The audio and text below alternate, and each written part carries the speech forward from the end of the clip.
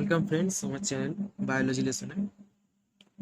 তো আজকে আমি বলবো সেল ডিভিশন এবং সেল সাইকেল কিভাবে সেল ডিভিশন ঘটে। তো প্রধানত সেল ডিভিশন তিন প্রকার প্রক্রিয়ায় ঘটে। প্রাণী কোষের ক্ষেত্রে তিন প্রকারই ঘটে, উদ্ভিদ কোষের ক্ষেত্রে তো আজকে আমি প্রাণী কোষের ক্ষেত্রেই বলবো। সেল ডিভিশন প্রধানত তিন প্রকার: amitosis cell division, mitosis cell division এবং মিয়োসিস সেল ডিভিশন। তো আজকে আমি আলোচনা করবো অ্যামাইটোসিস এবং মাইটোসিস সেল ডিভিশন নিয়ে, এবং পরবর্তী কোনো ভিডিওতে আমি মিয়োসিস সেল ডিভিশন নিয়ে আলোচনা করব।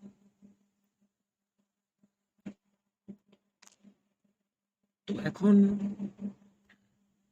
যে স্লাইডটা তোমরা দেখতে পাচ্ছ সেটা হচ্ছে অ্যামাইটোসিস সেল ডিভিশনের স্লাইড। তো প্রথমেই বলবো যে কিভাবে অ্যামাইটোসিস সেল ডিভিশন ঘটে। তোমরা সবাই জানো যে এই অংশটা হচ্ছে সাইটোপ্লাজম, এই অংশটা সাইটোপ্লাজম, এই যে হলুদ হলুদ যে অংশটা দেওয়া আছে এখানে, এই অংশটা হচ্ছে সাইটোপ্লাজম। এবং সাইটোপ্লাজম এবং ভেতরে আছে যে পিঙ্ক কালারের অংশটা, সেটা হচ্ছে নিউক্লিয়াস, এবং ভেতরের যে কালো রঙের অংশটি দেখতে পাচ্ছ সেটা হচ্ছে নিউক্লিওলাস। তো অ্যামাইটোসিস সেল ডিভিশনে কি হয়, একটি কোষের এই যে প্রথম প্রথম ছবিটা থেকে সেকেন্ড ছবিটায় তোমরা দেখতে পাবে, এই ছবিটায় তোমরা দেখতে পাবে যে কিভাবে সেল ডিভিশনটা হচ্ছে। তো কোষের ভেতরে যে সাইটোপ্লাজম থাকে, ভেতরে নিউক্লিয়াস থাকে এবং নিউক্লিওলাস থাকে। এক্ষেত্রে দেখতে পাচ্ছ যে সাইটোপ্লাজমটা, পরবর্তী ছবিতে দেখতে পাচ্ছ সাইটোপ্লাজমটা এখানে একটা খাঁজ তৈরি হয়েছে দুটো জায়গায়। তাহলে এখান থেকে বোঝা যাচ্ছে যে সেল ডিভিশনে, অ্যামাইটোসিসে যখন সেলটা বিভাজিত করবে তখন একটা সাইটোপ্লাজমে খাঁজ তৈরি হবে, বিভাজিত হবে, এবং নিউক্লিয়াসটাও একটা খাঁজ তৈরি হবে এবং ডাম্বেল আকৃতি ধারণ করবে। দেখতে পাচ্ছ যে প্রথমে যে নিউক্লিয়াসটা, সেই নিউক্লিয়াসটা থেকে দ্বিতীয় নিউক্লিয়াসটা একটা ডাম্বেল আকৃতি ধারণ করেছে। এই যে দেখতে পাচ্ছ যে তোমরা, এই যে ডাম্বেল আকৃতি ধারণ করেছে, মানে ডাম্বেল আকৃতি ধারণ করছে মানে কি, সেলটা বিভাজিত হচ্ছে।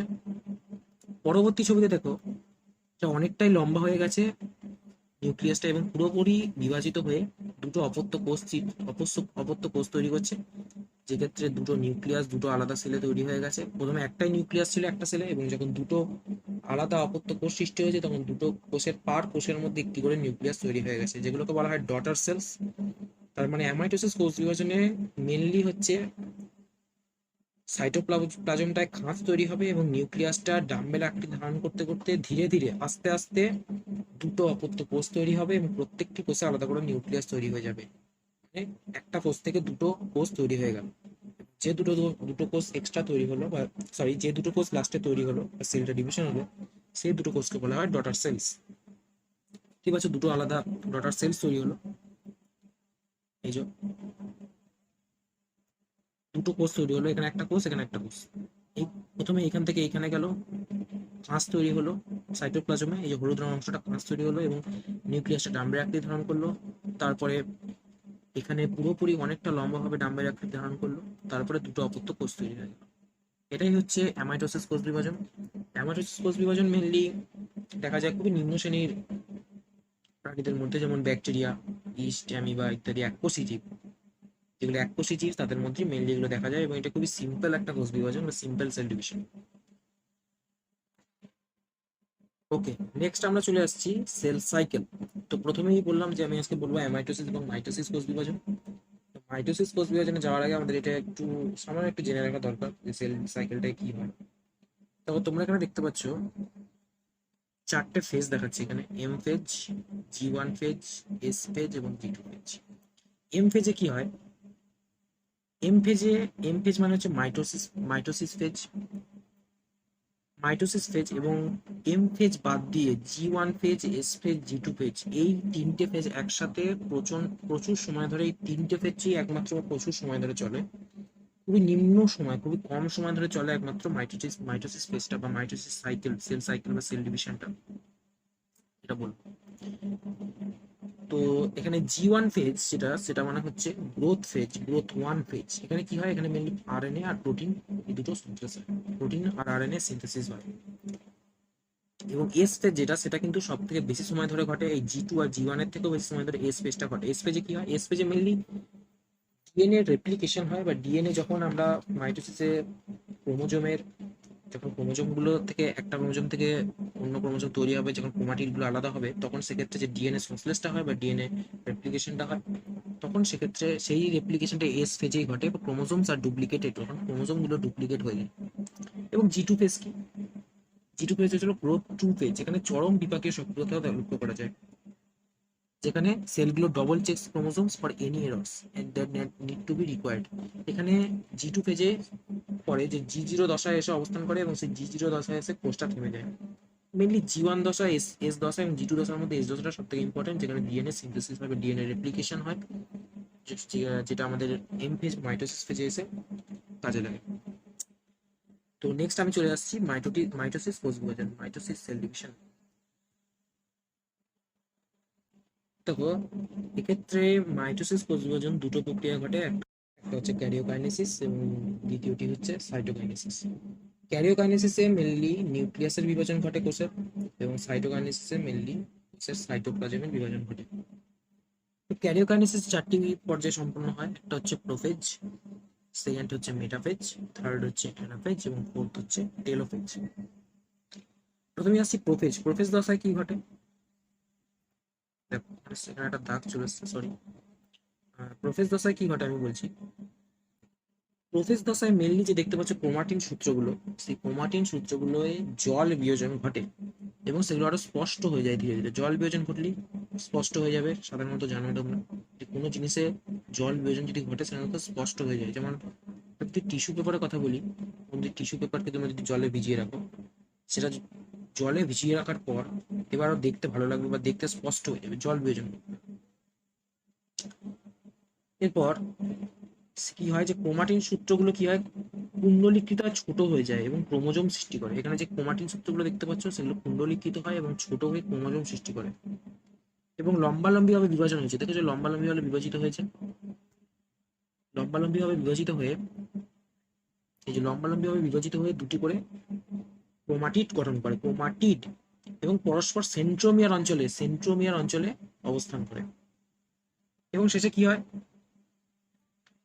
প্রাণীকোষের ক্ষেত্রে শেষে কি হয়, প্রাণীকোষের ক্ষেত্রে সেন্ট্রিওল গুলো, সেন্ট্রোজোমের যে সেন্ট্রিওল থাকে, সেই সেন্ট্রিওল গুলো এই যে এখানে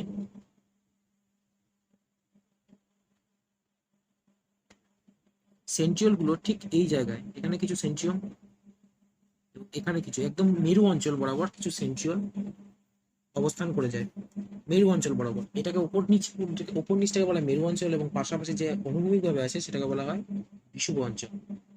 এবং শেষ পর্যন্ত এই প্রোফেজের শেষের দিকে যে নিউক্লিয় পর্দা থাকে, নিউক্লিয়াসের যে নিউক্লিয় পর্দা, সেই নিউক্লিয় পর্দাটা অবলুপ্তি ঘটতে থাকে বা বিলুপ্তি ঘটে। এটা হচ্ছে প্রোফেজ দশা। নেক্সট আসছি প্রোফেজের পর মেটাফেজ দশা। মেটাফেজ দশায় কি ঘটে,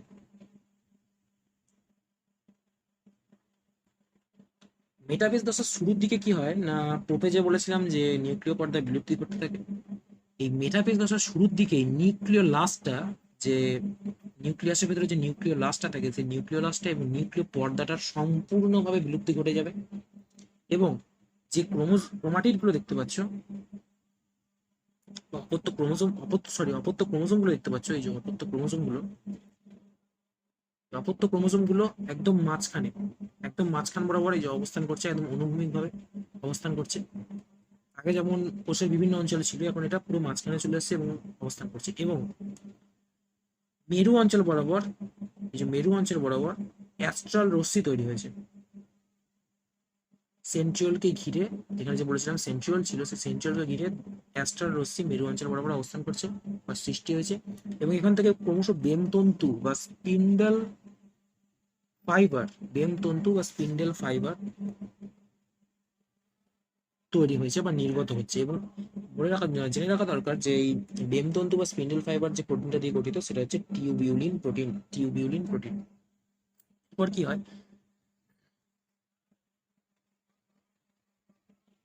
এখানে অনুভূমিক ভাবে অপত্য ক্রোমোজোম গুলো এসে উপস্থিত হলো। নেক্সট কি হয়,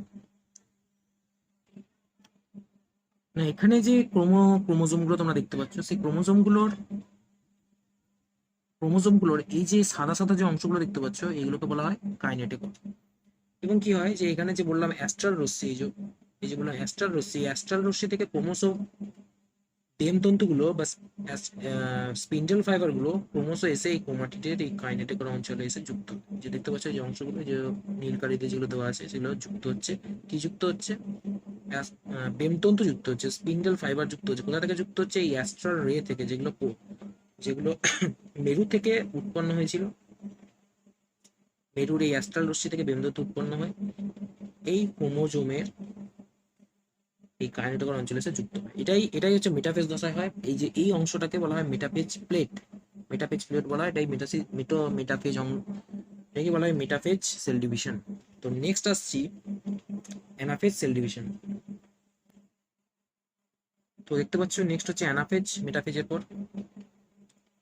এবার বলি অ্যানাফেজ। তো অ্যানাফেজ দশায় কি হয় না, অ্যানাফেজ দশায় যে ক্রোমোজোম গুলোর প্রত্যেকটি সেন্ট্রোমিয়ার সহ সমানভাবে দুভাগে বিভক্ত হয় এবং ক্রোমাটিড সহ অপত্য ক্রোমোজোমে রূপান্তরিত হয়। এবং এই যে আগে অ্যানাফেজে মেটাফেজের যে ক্রোমোজোমগুলো, সেগুলো প্রত্যেকটি সেন্ট্রোমিয়ার সহ মাঝখান থেকে ভাগ হয়ে যায় এবং এক সেট ক্রোমোজোম উপরের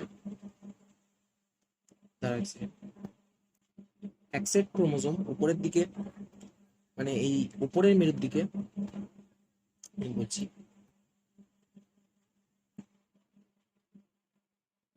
এক সেট ক্রোমোজোম এই উপরের মেরুর দিকে, মানে এই দিকে চলে গেল, আর এক সেট ক্রোমোজোম এই নিচের দিকে চলে এলো এই মেরুর দিকে। এবং মাঝখান বরাবর যে ফাঁকা অংশটি তৈরি হলো সেটাকে বলা হয় ইন্টারজোনাল অঞ্চল। তাহলে উপরের এই অ্যাস্ট্রাল রশ্মি থেকে যে বেমতন্তুগুলো সেগুলো এক সেট ক্রোমোজোমকে টানছে, এবং মাঝখানে যে ইন্টারনাল জোন, সেই জোনটা এই ক্রোমোজোমগুলোকে ঠেলছে। তাহলে সুবিধা হচ্ছে মেরুর দিকে যাওয়ার জন্য। তাহলে মেরুর দিকে যাওয়ার জন্য দুটো জোনই, ইন্টারজোনাল জোন এবং বেমতন্তুগুলো সাহায্য করছে ক্রোমোজোমগুলো। এটাই হচ্ছে অ্যানাফেজ দশা। আর অ্যানাফেজ দশায় মেনলি সেন্ট্রোমিয়ার সহ ক্রোমোজোমগুলো দুভাগে বিভক্ত হয়ে যায় এবং মেরুর দিকে অগ্রসর হতে থাকে।